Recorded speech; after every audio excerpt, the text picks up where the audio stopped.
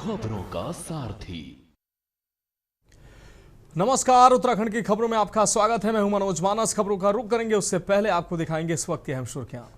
चारधाम यात्रा में अराजकता रोकने के लिए बनेगी विशेष एसओपी, मुख्यमंत्री धामी का कड़ा संदेश।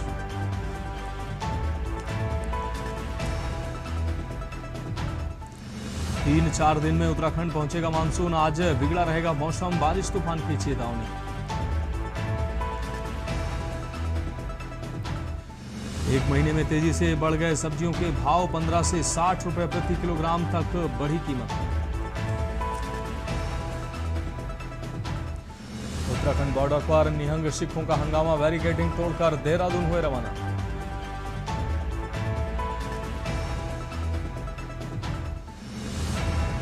मानसून सीजन को देखते हुए धामी सरकार ने दुर्गम क्षेत्रों में 3 माह का राशन पहुंचाया। 1 जुलाई से मिलेगा अग्रिम राशन। और केदारनाथ यात्रा ने रचा इतिहास, 67 दिनों में 40 लाख से अधिक भक्तों ने किए दर्शन। आप देख रहे हैं के न्यूज, खबरों का सारथी। और अब खबरें विस्तार से। उत्तराखंड के नगरासु कर्णप्रयाग में हुए निहंग सिख मामले को देखते हुए कुल्हाल सीमा पर जारी तनाव के बीच शुक्रवार को हिमाचल प्रदेश के पांवटा साहिब गुरुद्वारे में उत्तराखंड प्रशासन और निहंग सिखों के बीच करीब 3 घंटे तक अहम वार्ता हुई। बैठक में देहरादून के जिलाधिकारी, एसडीएम वित्त, SSP Haridwar, SDM Vikasnagar, SP देहात समेत दोनों राज्यों के अधिकारी मौजूद रहे। वार्ता के बाद निहंग सिखों ने बताया कि उनकी मांगों पर विचार के लिए उत्तराखंड शासन ने 2 दिन का समय मांगा है। इसके बाद उन्होंने फिलहाल पांवटा साहिब गुरुद्वारे में ही रुकने का फैसला किया है। इसमें जो मेन इसमें जो जिम्मेदार लोग हैं उनसे वार्ता हुई है, प्रशासन और पुलिस के अधिकारियों के साथ। और चूंकि इन्वेस्टिगेशन हरिद्वार में है, वो एक एसआईटी हरिद्वार में जो कि हमारे सीओ सिटी शिवपाल सिंह नेगी के अंडर में बनी है, उसके अतिरिक्त उसमें 5 लोग और हैं। तो वो इन्वेस्टिगेशन एसआईटी कर रही है। और इसमें इन्होंने जो संत हैं, हमारे सीनियर संत हैं सारे, उन्होंने एक मेमोरेंडम भी दिया है, ज्ञापन दिया है, जिसको कि एडीएम देहरादून ने रिसीव किया है। उसमें उनकी कुछ डिमांड्स है। अगली खबर देहरादून से, जहां आगामी विधानसभा चुनाव को देखते हुए उत्तराखंड कांग्रेस 28 जून से प्रदेशव्यापी परिवर्तन संकल्प यात्रा शुरू करने जा रही है। पार्टी का कहना है कि यात्रा के माध्यम से महंगाई, बेरोजगारी, पलायन, भ्रष्टाचार, स्वास्थ्य और शिक्षा जैसी जन सरोकार के मुद्दों को जनता के बीच प्रमुखता से उठाया जाएगा। कांग्रेस नेता और कार्यकर्ता गांव-गांव तथा शहर-शहर पहुंचकर लोगों से सीधा संवाद करेंगे, उनकी समस्याएं सुनेंगे और पार्टी की नीतियों, आगामी विधानसभा चुनाव, आगामी जो पार्टी के विजन से अवगत कराएंगे। खंड में कांग्रेस पार्टी परिवर्तन संकल्प यात्रा निकाल रही है। ये यात्रा 28 तारीख से शुरू होगी और लगभग 15 दिन ये यात्रा चलेगी। उत्तराखंड में अलग अलग जोन पार्टी ने बनाए हैं। गढ़वाल मंडल में पौड़ी, रुद्रप्रयाग, चमोली एक जोन है, दूसरा जोन टिहरी और उत्तरकाशी है, तीसरा जोन जो है अल्मोड़ा, बागेश्वर और पिथौरागढ़ है, नैनीताल और चंपावत अलग जोन में है। खबर देहरादून से है, जहां पंजाब से हिमाचल के रास्ते उत्तराखंड आने का प्रयास कर रहे निहंग सिख समुदाय को लेकर पांवटा साहिब सीमा पर शुक्रवार को स्थिति पूरी तरह सामान्य और नियंत्रण में रही। जिलाधिकारी डॉक्टर आशीष चौहान और एसएसपी प्रमेंद्र डोभाल ने सीमा पर पहुंचकर सुरक्षा व्यवस्था का जायजा लिया। सीमा पर पर्याप्त पुलिस बल तैनात रहा और वाहनों की सघन जाँच की जा रही। प्रशासन की ओर से निहंग प्रतिनिधियों के साथ गुरुद्वारा पांवटा साहिब में सौहार्दपूर्ण वार्ता भी जारी है। फिलहाल जिलाधिकारी ने कहा कि शांति और कानून व्यवस्था बनाए रखना सर्वोच्च प्राथमिकता है।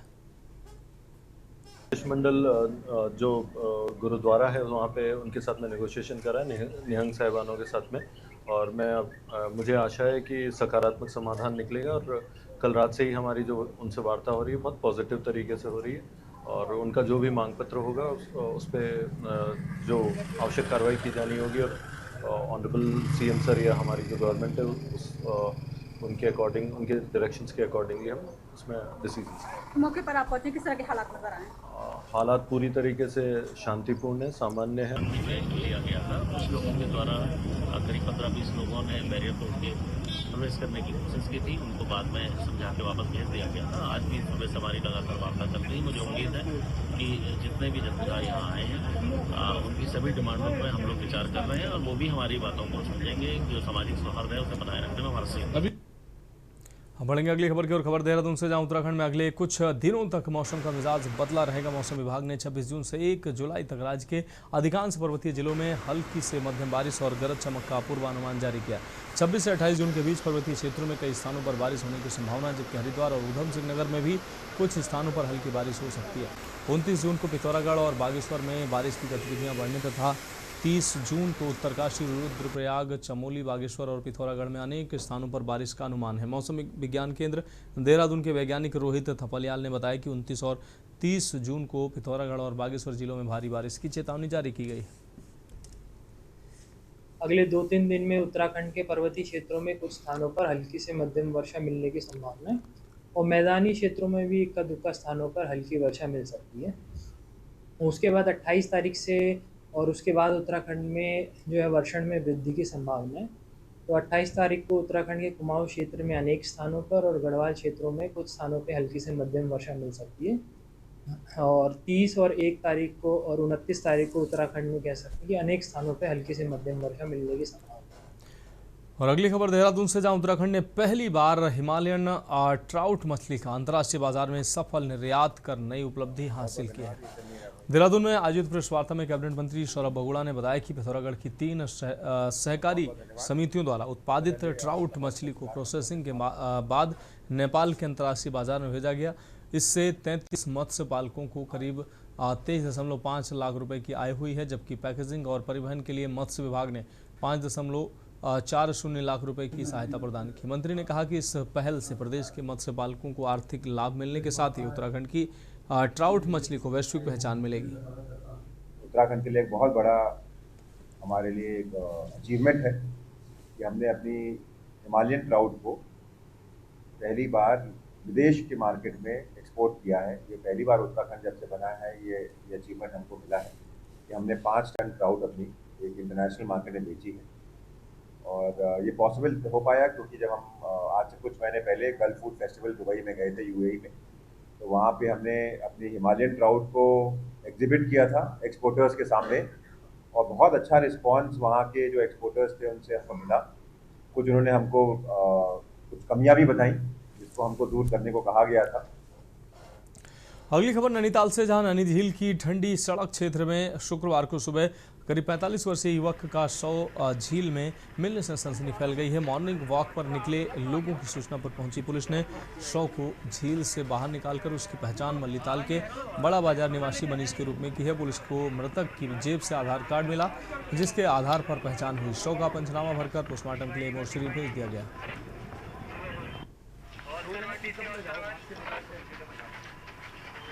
हमें सूचना मिली कि एक बॉडी जो है ताल में पड़ी है। सूचना पर तत्काल चीता 3 के माध्यम से हम मौके पे पहुंचे। बॉडी को चीता 3 और जल पुलिस गोताखोर सुरेश बहादुर थापा के माध्यम से निकाल के किनारे पे लाए। तलाशी लेने पे उनकी जेब से एक पर्स मिला जिसमें उनका नाम मनीष सनोप सुंदरलाल बड़ा बाजार मल्लीताल का है। अग्रिम कार्रवाई हेतु उनको जो है बीडी पांडे हॉस्पिटल ले जाया जा रहा है। अग्रिम कार्रवाई जारी है। क्या जान मंगलौर में मुस्लिम शिया समुदाय ने मुहर्रम अकीदत, मातम और इबादत के साथ मनाए। इस दौरान करबला में पैगंबर हजरत मोहम्मद के नवासे इमाम हुसैन और उनके 72 साथियों की शहादत को याद करते हुए मजलिसों का आयोजन किया गया। शिया धर्मगुरु मौलाना सैयद इफ्तिखार रिजवी ने कहा कि मुहर्रम खुशी का नहीं बल्कि गम और बलिदान को याद करने का अवसर है। उन्होंने बताया कि करबला में इमाम हुसैन और उनके साथियों ने भूखे प्यासे रहकर भी यजीद की सेना के अत्याचार के खिलाफ संघर्ष किया और सत्य और न्याय की रक्षा करते हुए शहीद हो गए। उन्होंने कहा कि इमाम हुसैन का बलिदान अन्याय के खिलाफ डटकर खड़े रहने और सत्य के मार्ग पर अडिग रहने की प्रेरणा देता है। मैदान में इमाम हुसैन सलाम ने बज़ाहिर अपना सर कटाया तो है, लेकिन सर यजीद के सामने, जालिम बादशाह के सामने सर झुकाया नहीं है और इमाम हुसैन अलैहिस्सलाम ने भी उस वक्त भी फरमाया था और सारे आलम इस्लाम को ये पैगाम दिया हुआ था कि क़यामत तक के जो अफराद जो बेदार है, जो इंसानियत रखते हैं, जो जिंदा ज़मीर है, उनके लिए ज़रूरी ये है कि वो किसी जालिम के सामने सर न झुकाए। और उन्होंने एक फ़िक्रा इरशाद फरमाया, मिसली ला युबाये मिसला, मुझ जैसा उस यजीद जैसे की कभी बैत नहीं कर सकता है। हरिद्वार में नगर निगम भूमि घोटाले की जांच में विजिलेंस ने बड़ी कार्रवाई करते हुए दिल्ली, लखनऊ, प्रयागराज और हरिद्वार समेत 9 स्थानों पर एक साथ छापेमारी की। कार्रवाई के दौरान आईएएस अधिकारी समेत आरोपित अधिकारियों और कर्मचारियों के ठिकानों की तलाशी ली गई। विजिलेंस टीम ने जांच के दौरान महत्वपूर्ण दस्तावेज, डिजिटल रिकॉर्ड और वित्तीय लेनदेन से जुड़े साक्ष्य जुटाए हैं। कई घंटे तक चली इस कार्रवाई का उद्देश्य भूमि घोटाले की परतें खोलना और धन के लेनदेन की कड़ियों को जोड़ना रहा। विजिलेंस का कहना है कि जब्त किए गए दस्तावेजों और साक्ष्यों की जाँच के बाद आगे की कानूनी कार्रवाई की जाएगी।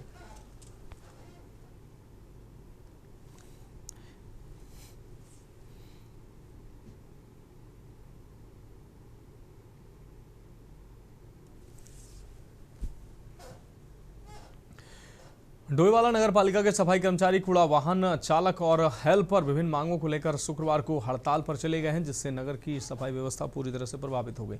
कई स्थानों पर कूड़े के ढेर लग गए। हड़ताल के दौरान पालिका परिसर में कर्मचारियों और प्रशासन के बीच वार्ता हुई, जिसमें पालिका अध्यक्ष नरेंद्र सिंह नेगी, मुख्य सफाई निरीक्षक सचिन रावत और कई सभासद मौजूद रहे। कर्मचारियों ने वेतन, अवकाश, कार्य परिस्थितियों और ठेकेदारी प्रथा समाप्त करने सहित कई मांगे रखी।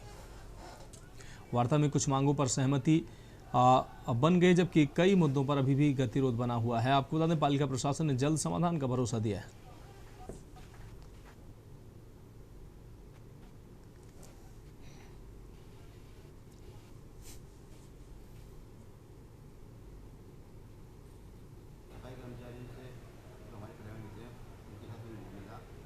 जो हमारे ड्राइवर लोग ठेकेदार के अंडर काम करते हैं और उनकी कुछ समस्या थी, उन्होंने जो हमें बताई थी, तो हमने वो ठेकेदार को बोल के वो पूरी कराई थी कि भाई ठीक है, जो जैसा मान दे तुम्हें पहले मिलता था वैसे मिलता रहेगा। लेकिन अब ये पता नहीं किस बात को लेकर के कुछ लोग नेतागिरी करने के चक्कर में यहाँ लगे हुए हैं, यहाँ का माहौल ख़राब करने में लगे हुए, अराजकता फैला रहे हैं शहर के अंदर। कुछ हमारे सभासद भाई लोग भी शामिल हैं। तो मैं उनको उनको सद्बुद्धि दे भगवान कि ये शहर का माहौल ख़राब ना करें, यहाँ सफाई व्यवस्था को ख़राब ना करें। इनकी कोई नाराज़गी नहीं थी। इन्होंने जो अपनी मांगे रखी, जो मांगे हमारे कर्मचारियों ने रखी थी अपने नगर पालिका प्रशासन के समक्ष, लेकिन उनके संज्ञान नहीं लिया गया। हम खुद देख रहे हैं कि एक हफ्ते से इनको टहलाया जा रहा है। कभी कह रहे हैं अब ठेकेदार आएगा, कल ठेकेदार आएगा, लेकिन ठेकेदार के आने पर उनको मिलाया भी नहीं जा रहा है, उससे ना बात की जा रही है। तो कहीं ना कहीं हमारे पालिका प्रशासन द्वारा इस तरफ कड़ा रुख न अपनाने के चलते उन्होंने कहा तो कि हमने मांगे मान ली, लेकिन उस चीज़ को कभी नकार देते, कभी मान लेते, और इनको कोई ठोस आश्वासन, कोई लिखित आश्वासन देने की जो बात की गई थी। तब आपका आपके चैनल का धन्यवाद करते हैं। आप इन कर्मचारियों की आवाज़ को उठाने के लिए पहुँचे और बहुत समय से शोषण हो रहा है कर्मचारियों का ना। तो हमने जो पहला धरना प्रदर्शन करा था टीचिंग ग्राउंड पे, वो किया था 17 तारीख को। 18 तारीख को हमारे पास यो साहब पहुँचे थे धरना स्थल पे। उन्होंने हमारे से वार्ता करी और बहुत सारी चीज़ें हमारी मानी कि हम तुम्हें लिखित में पत्र दे देंगे, ठेकेदार से मिलवाएंगे। 4 दिन का समय लिया, वो 4 दिन का समय बीत गया, 2 दिन कर्मचारी ने अपनी तरफ से दिए। बढ़ेंगे अगली खबर की ओर। खबर रुद्रपुर से है, जहां बाइक सवार बदमाशों की गोलीबारी में घायल 26 वर्षीय विक्रांत बागी की इलाज के दौरान मौत हो गई है। मौत की खबर मिलते ही शहर में आक्रोश फैल गया है और सैकड़ों युवाओं ने उनके आवास पर पहुंचकर पुलिस के खिलाफ नारेबाजी शुरू की है। आपको बताया गया है कि बीती रात लालपुर इलाके में बाइक सवार बदमाशों ने विक्रांत पर तोड़फोड़ फायरिंग की, जिसमें वह गंभीर रूप से घायल हो गया है। इलाज के दौरान उसकी मौत हो गई। पुलिस ने मामले में जांच तेज कर दी और संभावित रंजिश व गैंगवार के एंगल से भी जांच की जा रही है।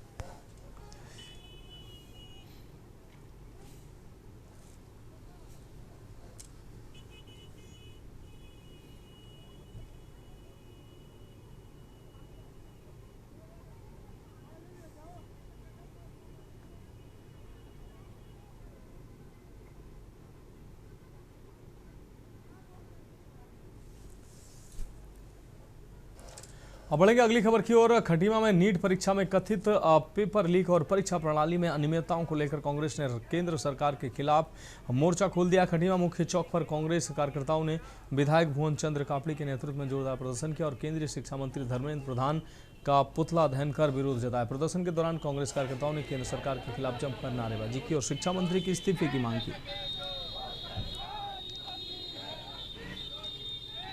हमारे माननीय नेता राहुल गांधी जी को लाखों युवाओं ने कोटा में बुलाया था और उन्होंने अपनी मन की बात कही, शिक्षा प्रणाली को लेकर अपनी बात कही, उनके माँ बाप ने भी कही। तो हमारा मानना ये है कि भाई ये सरकार कहती है कि युवा हमारे देश का भविष्य है और पेपर जो है लीक हो जाता है। अब जिन माँ बाप ने अपना पेट काट के, अपनी जमीन गिरवी रख के, अपनी दुकान गिरवी रख के उन बच्चों को पढ़ाया और उसके बाद उनका पेपर लीक हो गया, उनकी तो सारी जिंदगी खराब हो गई, सारी जिंदगी का खून पसीना खत्म हो गया। और जो 21 लोगों ने आत्महत्या करी है बच्चों ने, हमारी बहुत सख्ती से मांग है सरकार से कि 1-1 करोड़ रुपया मुआवजा उन परिवारों को देना चाहिए जिनके बच्चों ने आत्महत्या करी है। पेपर लीक और सरकारी भर्तियों में हो रहे पेपर लीक के खिलाफ पूरे देश भर में कांग्रेस ने राहुल गांधी और मल्लिकार्जुन खड़गे जी के नेतृत्व में और उत्तराखंड में यशपाल आर्या जी और गणेश गोदियाल जी के नेतृत्व में, आदरणीय प्रीतम सिंह जी के नेतृत्व में जो है कि एक मुहिम चलाई गई है युवाओं के भविष्य को सुरक्षित करने के लिए। भारतीय जनता पार्टी की सरकार वीक है, इसीलिए पेपर लीक है और जो है कि लगातार युवा मानसिक और आर्थिक रूप से प्रताड़ित हो रहा है। नीट पेपर लीक के बाद, सरकारी भर्तियों की पेपर लीक के बाद कई युवाओं ने आत्महत्या करी है, बहुत सारे लोग सुसाइड कर चुके हैं। फिलहाल खबरों में वक्त है कि हम ब्रेक का जल्द हाजिर होंगे। ब्रेक के बाद उत्तराखंड की खबरों में एक बार फिर से आपका स्वागत है। बात अगली रिपोर्ट की करते हैं। शांत वातावरण के लिए पहचाने जाने वाले उत्तराखंड में इन दिनों हालात गंभीर बने हुए हैं। बीते दिनों प्रदेश के कर्णप्रयाग में निहंग सिखों और स्थानीय लोगों के बीच विवाद के बाद उत्तराखंड में हालात तनावपूर्ण बन गए हैं, जिसके चलते विवाद सुर्खियों में कम होने का फिलहाल नाम नहीं ले रहा है। निहंग सिखों ने देर रात उत्तराखंड और हिमाचल बॉर्डर पर कुल्हाल गेट बॉर्डर पर लगी बैरिकेडिंग को हटाकर और कुछ वाहनों में तोड़फोड़ कर बॉर्डर पार कर उत्तराखंड की सीमा में प्रवेश कर लिया था। रात भर निहंग सिखों को लेकर पुलिस की मुस्तैदी भी रही है। देर रात को पुलिस बल प्रेमनगर में भी तैनात रहा, लेकिन निहंग सिख प्रेमनगर नहीं पहुंचे। बाद में पुलिस को पता चला कि निहंग रेस कोर्स स्थित गुरुद्वारे में गए हैं। इसके बाद उनको समझा बुझाकर पांवटा साहिब वापस भेजा गया था। देर रात चले हाई वोल्टेज ड्रामे के बाद भी सभी निहंग सिख अभी भी पांवटा साहिब के गुरुद्वारे में है। उनकी संख्या करीब 1500 से 2000 बताई जा रही है। कुल्हाल बॉर्डर पर पुलिस बल और आईटीबीपी के जवान मुस्तैदी से तैनात हैं। उनकी मांग है कि कर्णप्रयाग में अरेस्ट किए गए उनके निहंग सिखों को बिना कार्रवाई करे रिहा किया जाए। साथ ही उनके साथ की गई मारपीट के आरोपियों को भी पुलिस हिरासत में लिया जाए, जिस पर एक बार फिर देर रात की घटना के बाद राजनीतिक माहौल भी बेहद गर्मा गया है। शाम के समय जब ये जीरकपुर से यहाँ पहुँचे थे तो लगातार इनको रोकने का प्रयास किया गया। उसके बाद पांवटा साहिब में भी जाके इनकी सभी संगठनों से बात करके हमने कोशिश करी। इनमें कुछ लोगों के द्वारा हमारी बातों को माना भी गया। इसमें से एक ग्रुप द्वारा जो करीब 20-25 लोगों का एक ग्रुप था जो उनसे अलग होकर वापस जाके दूसरे बैरियर को तोड़ के इन्होंने अंदर घुसने का प्रयास किया था। उसके उनको रोकने के लिए दोबारा से सुरक्षा को और मजबूत करने के लिए हम लोग भी यहाँ पर आए हैं। अभी आगे जो भी कार्रवाई होगी वो सम्मत होगी और इसमें जो भी सब कार्रवाई की जाएगी। किसी तरीके का लड़ाई दंगा माहौल खराब नहीं करना चाहते, ना हम किसी तरीके की है ना कि किसी भी तरीके का जो है लॉ एंड ऑर्डर खराब करना चाहते हैं। हम बहुत शांतमय तरीके से सतनाम वाहिगुरु का जाप करते हुए, मूल मंत्र का जाप करते हुए अपना हेमकुंड साहब जाना चाहते हैं। और वापसी में ये पुलिस प्रशासन से अभी हमारी अंदर आपसे बात हुई है, पुलिस साहब से बात हुई है, काफ़ी बड़े अधिकारी अंदर से सबसे बात हुई है। सबको हमने यही बोला है कि हमें अपनी यात्रा पूरी करने दीजिए उन्होंने, और हमें आश्वासन दिया कि 2-4 दिनों के अंदर हम उनकी बेल करवा देंगे निहंग सिखों की। तो हमारी यही मांग है कि 2-4 दिन के लिए हमें जो हमारी यात्रा है हमें यात्रा कर लेने दीजिए, ताकि जो हम वापसी के अंदर है तब तक उनकी जमानत हो जाए और हम उनको अपने साथ पंजाब लेके जा सकें। सर आप कब तक रहेंगे यहाँ पे? जब तक हमारे सिंह हमें नहीं मिलेंगे तब तक हम यहाँ से वापस नहीं जाएंगे। जिस तरीके से नगरासू में उन्होंने किया है और जो लोग आज उत्तराखंड के लोगों को चैलेंज कर रहे हैं, ये कतई स्वीकार्य नहीं है। इनके धर्मगुरु गुरु गोविंद सिंह जी, जिन्होंने शांति के लिए हेमकुंड साहिब में तपस्या करी, आज उत्तराखंड का सबसे बड़ा तीर्थ स्थान बना हुआ है। तमाम सिख श्रद्धालु वहां आकर अपने आराध्य को याद करते हैं।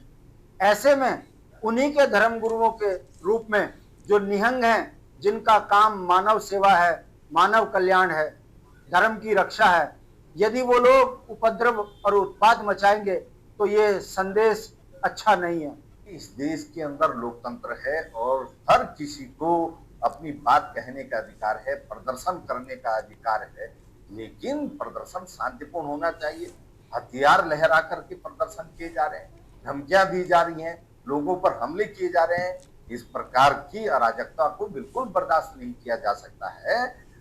सरकार को कानून व्यवस्था को संभालना चाहिए, संविधान के अनुसार कार्रवाई करनी चाहिए और इस प्रकार की धमकियों को मुझे नहीं लगता कि बर्दाश्त किया जाना चाहिए। नहीं, पंजाब के साथ साथ उत्तराखंड का भी इलेक्शन है, इसलिए इलेक्शन की कोई उसमें ऐसी बात नहीं है, पर शासन प्रशासन को दोनों चीजें ध्यान में रखनी पड़ती है, सख्ती भी करनी है, कानून व्यवस्था न बिगड़े ये भी ध्यान रखना है और सामाजिक सौहार्द न बिगड़े इसका भी ध्यान रखना है। मैं भी एक वीडियो देख रहा था तो उसमें निहंगों ने कहा है कि हमारा किसी से कोई लड़ाई झगड़ा नहीं है, हम शांति से अपनी यात्रा करना चाहते हैं। अभी मैंने रास्ते में आते हुए वीडियो देखा है और केवल इतना है कि हमारे जो 4 निहंग जेल में हैं उनकी जमानत हो जाएगी तो हम उनको साथ लेके चले जाएंगे। तो यात्रा है, हेमकुंड साहिब है, हमारी पवित्र यात्रा है, 4 धाम की यात्रा चलती है, सभी को इसमें संयम बनाकर रखना चाहिए। एक आध घटना इस प्रकार की हो जाती है जिसके कारण ये लगता है कि सामाजिक सौहार्द बिगड़ सकता है, लेकिन सभी को एक प्रयास करना पड़ेगा, सरकार को भी, शासन को भी, प्रशासन को भी और जनता को भी, कि किसी भी प्रकार से सामाजिक सौहार्द न बिगड़े और यात्रा प्रभावित न हो। उत्तराखंड की शांतवादियों में उपजे तनाव ने कानून व्यवस्था और सामाजिक सौहार्द दोनों को कटघरे में खड़ा कर दिया। कर्णप्रयाग से शुरू हुआ विवाद विकासनगर बॉर्डर तक पहुंचा है और कई हाई अलर्ट के बावजूद गतिरोध बरकरार है। निहंग सिख गिरफ्तार साथियों की रिहाई की मांग पर अड़े हैं, वहीं स्थानीय लोगों का आक्रोश थम नहीं रहा। हथियारों के साथ प्रदर्शन और बैरिकेड तोड़ने की घटनाएं पुलिस प्रशासन के लिए बड़ी चुनौती है। वहीं मामला सियासी रंग ले चुका है, विपक्ष सरकार को बेबस बता रहा है तो वहीं सत्ता पक्ष हालात नियंत्रण में बताकर पलटवार कर रहा है। 4 धाम और हेमकुंड साहिब जैसी यात्राओं वाले उत्तराखंड में तनाव लंबा खींचा तो पर्यटन और अर्थव्यवस्था पर असर पड़ेगा, जिसके लिए सभी पक्षों को संयम और संवाद से समाधान निकालना होगा और प्रशासन को भी बिना पक्षपात सख्ती से कानून लागू करना होगा ताकि प्रदेश में अमन चैन बरकरार रहे। Uttarakhand desk report.